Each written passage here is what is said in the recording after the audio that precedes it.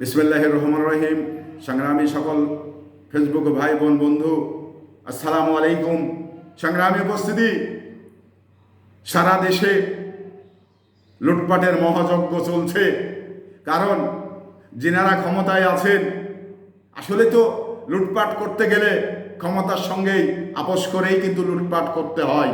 তো তেমনিভাবে যারা ক্ষমতায় আছে, যে দল ক্ষমতায় আছে, তাদের সঙ্গে লেয়াজু করেই আজকে কিন্তু লুটপাটের মহাযজ্ঞ চলছে। ইতিমধ্যেই আপনারা দেখেছেন যে পুলিশের মহাপরিচালক বেনজির আহমেদ, ওনার কত সম্পদ পাওয়া গেছে এই পত্রিকার পাতাতে লেখালেখি করার পরেই কিন্তু তাকে এখন জেলখানায়। তো সংগ্রামী উপস্থিতি, এদিকে আরেকজন ব্যক্তি শীর্ষ বাংলাদেশের শীর্ষ চাকুরিতে নিয়োগ ছিলেন, সেটা হলো আজিজ আহমেদ। এই আজিজ আহমেদের কথা কিন্তু সেনাবাহিনীর প্রধান, এর কথা কিন্তু আমরা সবাই জানি। 2018 সালের নির্বাচনে এই সরকারের সঙ্গে আতাত করে অনেকগুলো টাকা নিয়ে সে এই সরকারকে ক্ষমতায় বসিয়ে গেলেন। তো এই সমস্ত বিষয়গুলো, তার যে অবৈধ সম্পদের খোঁজখবর বাংলাদেশে পেয়েছে, সেটা হলো অকল্পনীয়। এত একজন সেনাবাহিনীর প্রধান, একজন পুলিশের প্রধান, এনারা কতই বেতন, আর কি তাদের কামাইটাই বা কি, যে এত শয় বিঘি সম্পত্তি তারা করেছেন, এই কোথায় থেকে করলো, এই বিষয়গুলো কিন্তু আসলেই জনগণের মনে একটি দ্বিধা তৈরি করে।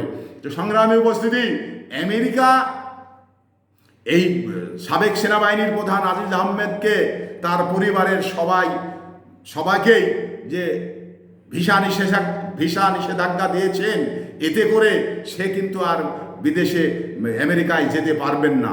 কারণ তার অঢল সম্পদের খবর পেয়েছেন, তাকে এ দেশে তার বিচার হতে হবে, এদেশে তার সম্পদের খবর নিতে হবে। কারণ এক এক করতে করতে এই সমস্ত বাগারগুলোকে যদি রাষ্ট্রে জব্দ না করা যায়, তাহলে কিন্তু এই লুটপাটের মহাযজ্ঞ বন্ধ হবে না। কারণ ছোট্ট একটি দেশ এই বাংলাদেশ, এই বাংলাদেশে যদি এই সমস্ত বাগাররা যদি দুর্নীতি করে, লুটপাট করে একেবারে বাংলাদেশটাকে শূন্য করে দেয়, তাহলে বাংলাদেশের অবস্থাটা কোন জায়গায় গিয়ে দাঁড়ায়। তো এই সমস্ত, আমি ব্যক্তিগতভাবে যেটা মনে করি, এই সমস্ত বাগাররা এই রাষ্ট্রীয় ক্ষমতায় যারা যখন থাকে, তারা কিন্তু তাদের সঙ্গেই লেয়াজু করেই তাদের কিছু করে দেন, বিনিময়ে তার কিছু করে নেন। এই স্লোগানে এই সমস্ত বাগাররা কিন্তু এত সম্পদ করেছেন, এত টাকা পয়সা করেছেন। তো তাই বাংলাদেশের জন্য একটি বড় ক্ষতির কারণ হয়ে গেছে।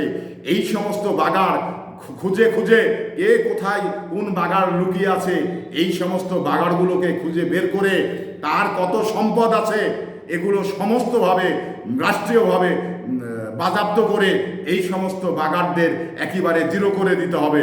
কারণ এরা এই আতাত করে, এই যে লুটপাট করে, এই যে মিলিয়ন মিলিয়ন টাকা কামাই করেছেন এবং শয় বিঘি সম্পদ কামাই করেছেন, এই সমস্ত এই রাষ্ট্রের টাকা দিয়েই কিন্তু করেছেন।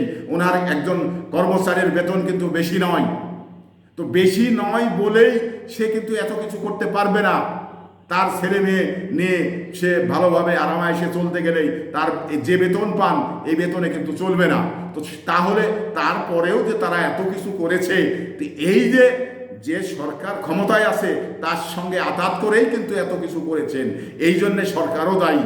এই সরকারকেই খুঁজে বের করতে হবে, এই সমস্ত বাগানগুলো বের করে তাদের উপযুক্ত বিচারের কাঠগড়ায় দাঁড় করাতে হবে। মায়েক দিয়ে ঝিয়েক বোঝানো, যদি সরকার এটা মনে করে যে মায়েক দিয়ে ঝিয়েক বোঝাবো, তাহলে সরকার বড় ভুল করবে। কারণ জাতি এটা পরিষ্কার দেখতে চায়, ন্যায় বিচার, এবং এদের ক্ষেত্রে ন্যায় বিচার প্রতিষ্ঠিত করতে হবে। এই সম্পদ এত সম্পদ কোত্থেকে এলো, কতি পেল, এবং তার বেতন কত টাকা, এবং সে কিভাবে কোথায় যে এত সম্পদ করেছে, এই সমস্ত বিষয়গুলো দায়িত্ব হলো সরকারের যে বাংলাদেশে যে আসলে তদন্তকারী সংস্থা রয়েছে, তারা এই বিষয়টা কখনো নাকে খড়ি দিয়ে হাসেননি। কেন হাসেননি?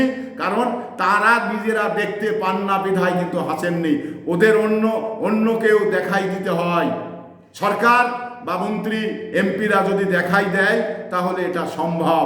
আর ওনারা কিন্তু নিজের চোখে দেখতে পান না, ওনারা অন্ধ, ওনারা ঠসা, যার কারণে এই সমস্ত বাগারদের মতো, বেনজির আহমেদের মতো, আজিজ আহমেদের মতো বাগাররা এই বাংলাদেশে তৈরি হয়েছে। তো সংগ্রামী উপস্থিতি, এই সমস্ত বাগাররা যাতে তাদের সয় সম্পদগুলো রাষ্ট্রীয়ভাবে বাজেয়াপ্ত করে এই সমস্ত বাগারদের একেবারে জেলখানায় লাইফ সাজা দিয়ে দিতে হবে। কারণ এই সুযোগ যেন আগামী যারা চাকরি আছে তারা যেন না পায়। সংগ্রামী উপস্থিতি, এই আশা ব্যক্ত করেই এবং তাদের সম্পদ বাজেয়াপ্ত করে তাদের আইনি প্রক্রিয়ায় তাদের সাজা দিয়ে জেলখানায় রাখতে হবে, এই আশা ব্যক্ত করে বিদায় নিচ্ছি। আসসালামু আলাইকুম।